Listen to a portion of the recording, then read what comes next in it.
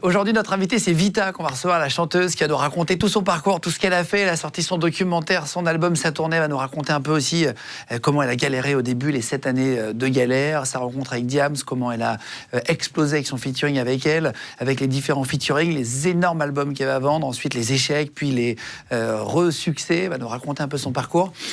Merci, vraiment, merci beaucoup d'être aussi nombreux chaque mois à nous retrouver sur notre chaîne YouTube. Merci. N'hésitez pas à vous abonner en 30 secondes, ça nous aide beaucoup. Plus on est nombreux, plus ça nous permet d'avoir des invités très différents. Abonnez-vous en 2 secondes.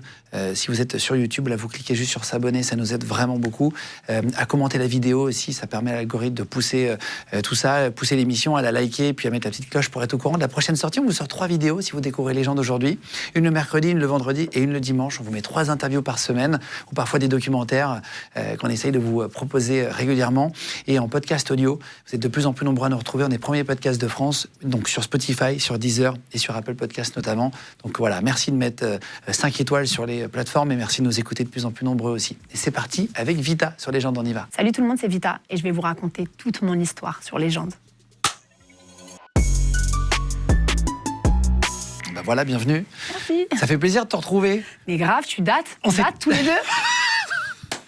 Je sais plus. Attends, on s'était vu il y a quoi? Ça fait des années quand même. Ça fait des années. Mais on se connaît depuis très longtemps. Ouais, bah ça fait plaisir de te recevoir. Moi aussi. Là, t'es multi-actu, là. Tu viens nous voir, on va refaire, tu sais, tu connais le principe de l'émission, la vie de l'invité pour comprendre le parcours, comment t'en es arrivé ici. Là, tu fais ton documentaire, ta tournée, ton album. Tu m'as dit un truc tout à l'heure, tu m'as dit, je suis un phénix. Avant les gens m'appellent souvent comme ça. C'est les gens qui m'appellent comme ça. Parce que c'est vrai que j'ai démarré, mon premier album sort en 2007.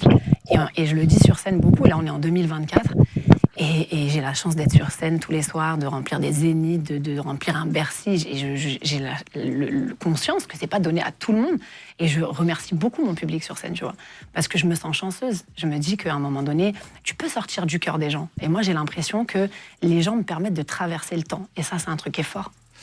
J'ai noté 2007, mais t'as vraiment commencé à travailler, c'est-à-dire que ça fait quasiment 20 ans. J'ai commencé avant 2007. Pendant 6 ans, j'ai maquetté tout mon premier album et avec mon manager de l'époque, on démarchait toutes les maisons de disques et personne ne voulait entendre parler de moi.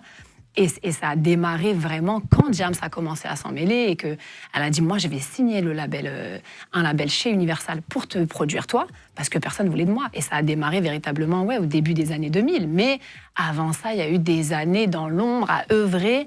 Et voilà, et c'était compliqué, les portes étaient fermées. Ouais. Tu sais combien t'as vendu de disques en tout 3 millions, là, à peu près. 3 millions. Ouais. Putain. Et tu comptes pas les feats, là, ou tu comptes les feats quand tu fais des... Je parle d'albums.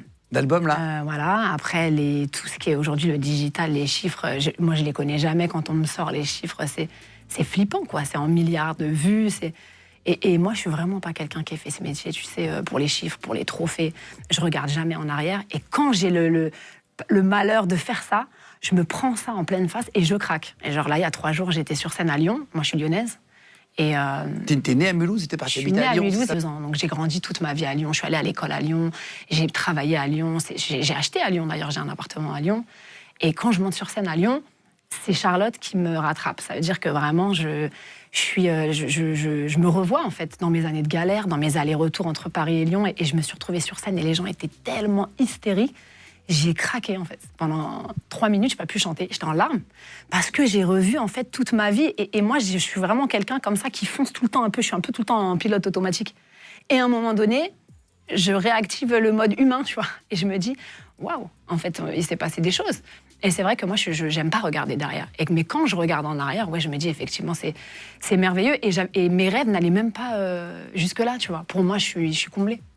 Mais du coup, t'as pas du tout envie d'arrêter ce métier quand tu rencontres le succès comme ça, c'est tellement galvanisant, tellement excitant. À la fois, j'ai envie de prendre du recul et de sortir un peu de la lumière. Je l'ai dit, cet album, Charlotte, c'est mon dernier album solo. Je ne sortirai pas d'album solo après cet album-là. Il y aura d'autres collaborations, je pense. Il y aura de la scène encore, parce que c'est pas la fin de ma carrière, mais arrive un moment où courir tout le temps, j'arrive à la quarantaine, j'ai passé 40 ans, j'ai des enfants, je suis productrice, je suis auteure, je suis compositrice. C'est énormément de temps, d'énergie, rentrer en studio et se donner en fait autant dans un album et raconter sa vie. Ça demande beaucoup d'énergie, de sincérité. Et j'ai toujours dit, je ferai ce métier tant que j'ai des choses à dire et que je suis sincère avec les gens. Et à la fois, parfois, la culpabilité d'être absente à la maison, de rater des choses avec mes enfants, je me dis, est-ce que c'est pas le moment un peu de lever le pied, ouais. Envie de faire autre chose aussi, peut-être. Il y a plein de choses que je fais, ouais. Plein de choses dans la vie. Mais des choses qui n'ont rien à voir. Tu vois, je suis passionnée de déco, d'architecture, d'intérieur. Je me dis, c'est peut-être un truc que je vais développer après.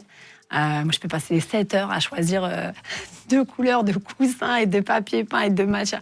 Voilà, c'est un truc que j'aime beaucoup. L'immobilier, c'est un truc qui me passionne aussi. C'est des choses que je fais aussi dans l'ombre et voilà, que je fais en même temps. Peut-être qu'avec le temps, et si j'ai plus de temps, je le ferai plus. Mais oui, il y a plein de choses qui me passionnent. Ouais. Quand tu as des enfants, ça t'a un peu guéri de cette envie d'avoir de la lumière? Complètement. Ça m'a guéri de toutes mes maladies. Parce que quand tu es artiste, et bon, moi, j'ai commencé ce métier, j'étais très jeune. Mon premier album, j'avais 22 ans. Et quand tu t'étais seul et que tu fais ce métier, tu deviens égocentré. C'est-à-dire que tu es entouré de gens qui te disent c'est génial, t'es super. Alors que tu viens de faire une télé, t'étais nul, tu le sais. Mais les gens, mais moi, mes premières télés catastrophiques. Ton équipe qui te dit t'es génial. Qui te dit t'es génial, t'es la plus belle. Et j'ai jamais aimé cette hypocrisie qu'il y a dans ce métier-là. Donc je me suis très vite entourée de gens assez durs. Aujourd'hui, c'est mon mari qui m'entoure, donc c'est le mec le plus dur que je connaisse. J'ai eu besoin, moi, de m'entourer de gens... Il te dit quand c'est de la merde? Et il me dit jamais quand c'est bien. Ça, c'est encore plus simple. Ah, quand c'est bien? Il me dit jamais c'est bien. Tu vois, je suis entourée d'une équipe qui ne me dit jamais quand c'est bien. Ce qui fait qu'en fait, ça te tire vers le haut. Et moi, je suis quelqu'un qui a besoin de ça. J'ai besoin d'avoir des gens comme ça qui me caressent pas dans le sens du poil. Parce que j'ai le sentiment que sinon, tu fais du surplace. Quand tu fais ce métier très longtemps, tu as besoin qu'on te mette des coups de pied un peu et qu'on te dise sors de ta zone de confort. Si tu es entouré de gens qui te disent tout le temps que tu es la meilleure...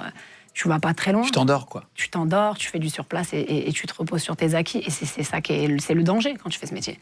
Tu viens d'une famille, comment? T'as plutôt aisée, plutôt modeste, plutôt entre deux?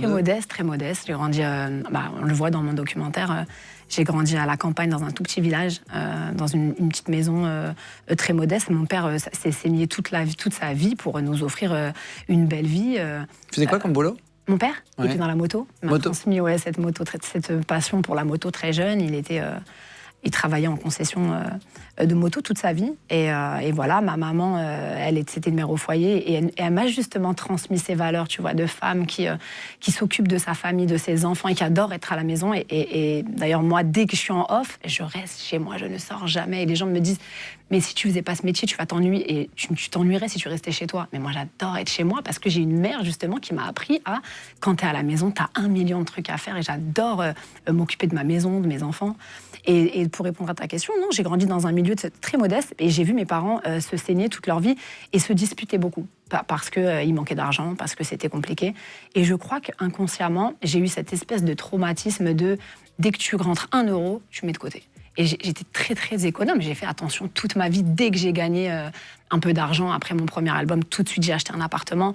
J'ai toujours eu peur de manquer, en fait. J'ai eu ces disputes de mes parents dans ma tête et je me suis dit, c'est un métier qui est compliqué, tu vas gagner de l'argent, puis d'un coup, ça va plus marcher. Donc, j'ai toujours eu cette peur de manquer, même quand ça a vraiment marché.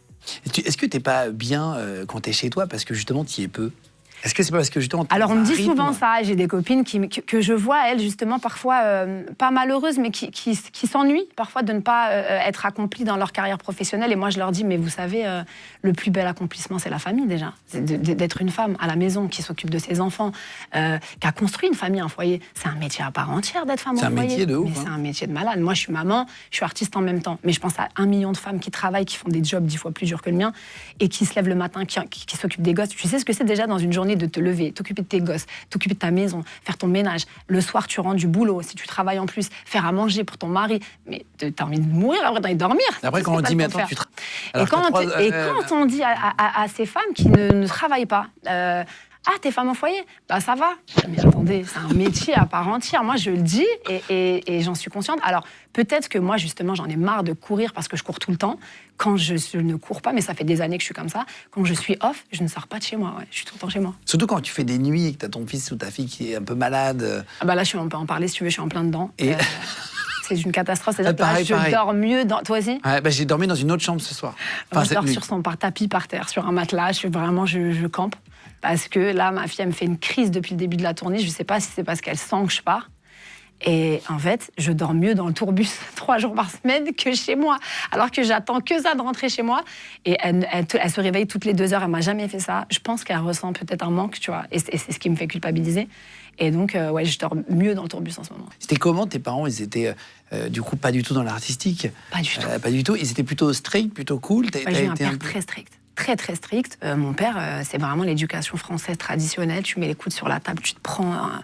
Mon père, il nous mettait des fessées quand